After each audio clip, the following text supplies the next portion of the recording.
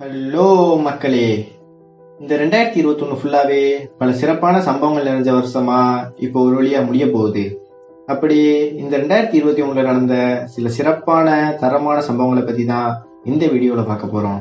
So time waste பண்ணாம வாங்க வீடியோக்குள்ள போகலாம்.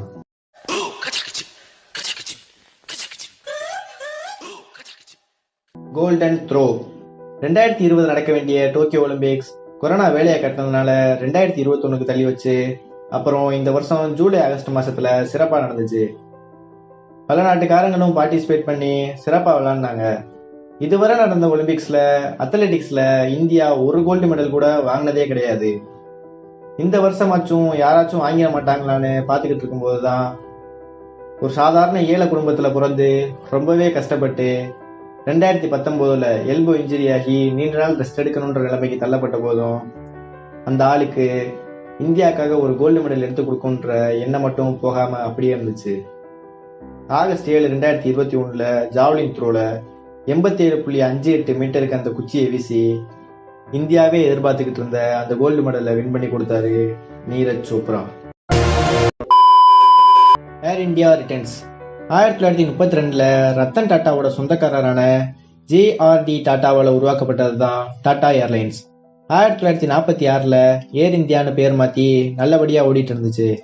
1953 டாடா நிறுவனத்தோட கடுமையான எதிர்ப்பையும் மீறி சென்ட்ரல் கவர்மெண்ட் ஏர் இந்தியாவை கைப்பற்றி தேசிய உடைமை ஆக்கிட்டாங்க. அப்புறம் ரொம்ப வருஷமா மறுபடியும் ஏர் இந்தியாவை நாம வாங்கிடணும்ட்டு டாடா நிறுவனம் ரொம்பவே முயற்சி பண்ணாங்க. 2000-2001 காலகட்டத்தில் ஏர் இந்தியாவோட 40% ஷேரை தனியாருக்கு விற்க சென்ட்ரல் கவர்மெண்ட் முடிவு பண்ணியிருந்தாங்க. சிங்கப்பூர் ஏர்லைன்ஸும் டாடா குரூப்ஸும் சேர்ந்து அந்த ஷேரை வாங்க முடிவு பண்ணிட்டாங்க. ஆனால் சில பிரச்சனையால சிங்கப்பூர் ஏர்லைன்ஸ் நமக்கு ஏன்பா வீணும்னுட்டு பின்வாங்கிற அந்த முயற்சியும் தோல்வி அடைஞ்சிருச்சு. அதுக்கப்புறம் பல முயற்சி பண்ணி கடைசியா இந்த வருஷம் நடந்த ஏலத்துல 18,000 கோடி ரூபாய் கொடுத்து 68 வருஷத்துக்கு அப்புறம் ஏர் இந்தியாவை தாய் வீடான டாடா குடும்பத்துக்கே கொண்டு வந்தாரு ரத்தன் டாடா.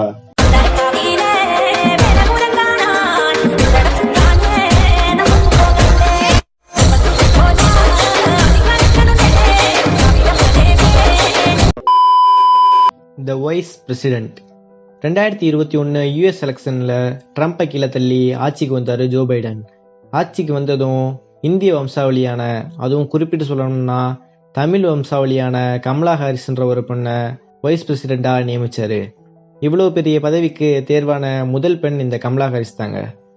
ஒரு முறை ஜோ பைடன் ஹாஸ்பிட்டல்ல ட்ரீட்மெண்ட்டுக்காக அட்மிட் பண்ணியிருக்கும் போது சரியா 85 நிமிஷம் அமெரிக்காவோட பிரசிடெண்டா பொறுப்பேற்று பணியாற்றினாங்க. இதன் மூலமா இந்திய நாட்டே பெருமைப்பட வச்சாங்க இந்த பெண்மணி.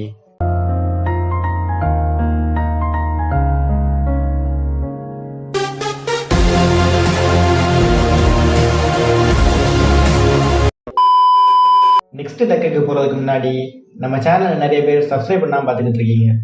ஸோ நம்ம சேனலுக்கு சப்ஸ்கிரைப் பண்ணி அப்படியே பக்கத்தில் இருக்க பெல் ஐகானை கிளிக் பண்ணிடுங்க. எனக்கு கொஞ்சம் ஹெல்ப்ஃபுல்லாக இருக்கும். The greatest win. Central government கொண்டு வந்த 3 வேளாண் சட்டத்துக்கு எதிராக 9 ஆகஸ்ட் 2020 விவசாயிகள் எல்லாம் போராட்டத்தை தொடங்கினாங்க.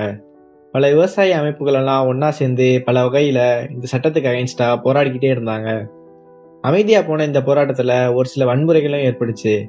இந்த ஒரு போராட்டத்துல 700க்கும் மேற்பட்ட விவசாயிகள் இறந்து போனாங்க. தாங்களே சமைச்சு சாப்பிட்டு அவ்வளோ வெயில் குளிர் மழைலாம் பார்க்காம போராடின அந்த விவசாயிகளுக்கெல்லாம் 1 வருஷம் கழிச்சுதான் வெற்றின்றதே கிடைச்சிச்சு. நவம்பர் லாஸ்ட்ல தான் சென்ட்ரல் கவர்மெண்ட் 3 வேளாண் சட்டத்தையும் திரும்ப பெறதா சொன்னுச்சு. போராட்டத்தை தொடங்கி சுமார் 1 வருஷம் 4 மாசம் 2 நாளுக்கு அப்புறம் தான் விவசாயிகள் எல்லாம் வெற்றியோட சந்தோஷமா வீட்டுக்கு திரும்பினாங்க.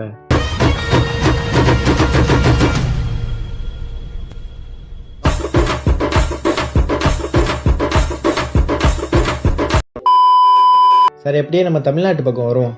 நம்ம தமிழ்நாட்டில் 2021 நடந்த குறிப்பிடத்தக்க முக்கியமான இன்சிடென்ட்ல ஒன்று தான் தமிழ்நாடு லெஜிஸ்லேட்டிவ் அசம்பிளி எலெக்ஷன்.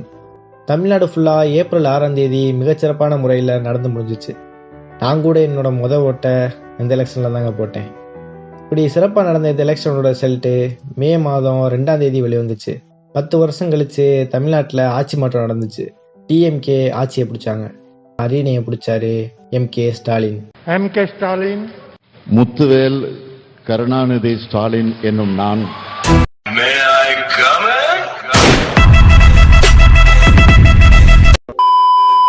இப்படி பல சிறப்பான சம்பவத்தெல்லாம் இந்த வருஷம் ஃபுல்லா பார்த்தாலும் அப்படியே அதுக்கு ஆப்போசிட்டா கொரோனாவோட செகண்ட் வேவ், இஸ்ரேல் பாலஸ்தீன் பிரச்சனை, தாலிபான் மறுபடியும் ஆப்கானிஸ்தானை பிடிச்சது, கலிபோர்னியால காட்டு தீ பத்தி தெரிஞ்சது, அப்புறம் இந்தியாவோட ஃபர்ஸ்ட் சிடிஎஸ் ஜெனரலான பிபின் ராவத் ஹெலிகாப்டர் கிளாஸ்ல இருந்ததுன்ட்டு இன்னும் பல பல பிரச்சனைகளை இந்த வருஷம் ஃபுல்லா நம்ம பார்த்துட்டு தான் இருந்தோம். ஃபைனலி ஒரு கன்க்ளூஷனுக்கு வரும். இந்த வருஷத்துல நடந்த நல்லதை மட்டும் அப்படியே மனசுல வச்சுட்டு கெட்டதெல்லாம் அப்படியே ஓரமா தூக்கி போட்டுட்டு 2022 சிறப்பா ஆரம்பிப்போம். நல்லது மட்டுமே நடக்கும்னு நம்புவோம். And wish you a very very happy new year மக்களே.